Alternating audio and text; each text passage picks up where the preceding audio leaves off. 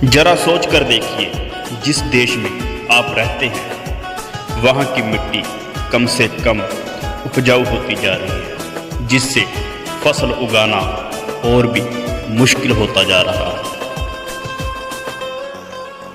भारतीय राजधानी में रेतीले तूफान की हालत बनी हुई है और अब इस इलाके के जल्द ही रेगिस्तान बनने की आशंका है। मिट्टी का रेत बनना और मिट्टी का कटाव दोनों ही चिंता के विषय हैं।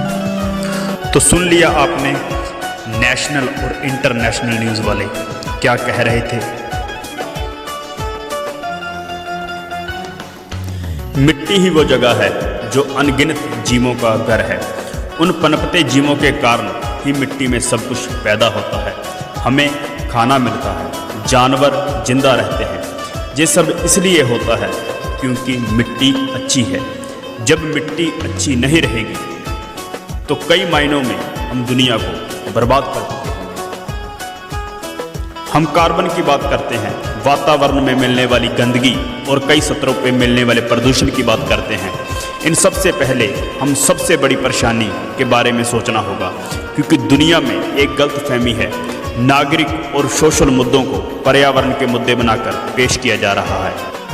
आज अगर अमृतसर जहां अमेरिका में प्लास्टिक की थैलियां तैर रही हैं तो ये पर्यावरण का नहीं, एक नागरिक मुद्दा है।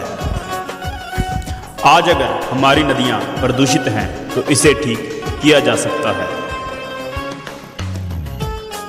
1 या 2 सालों में अगर इसे साफ करने वाले जरूरी प्लांट लगाए जाएं और कानून बनाए जाएं तो ये नागरिक मुद्दे हैं जिन्हें कानून लागू करके और जागरूकता फैलाकर ठीक किया जा सकता है। पर असली मुद्दा अभी भी मिट्टी है। संयुक्त राज्य अमेरिका की एजेंसियों के पास जो वैज्ञानिक सबूत हैं वो ये साफ साफ कह रहे हैं कि हमारी ज़मीन पर 80 से 100 फसलों के लिए ही खेती की मिट्टी बची है। मतलब हमारे पास 40 से 45 साल तक ही खेती करने के लिए मिट्टी बची है। वो इसे मिट्टी का अंत कह रहे हैं।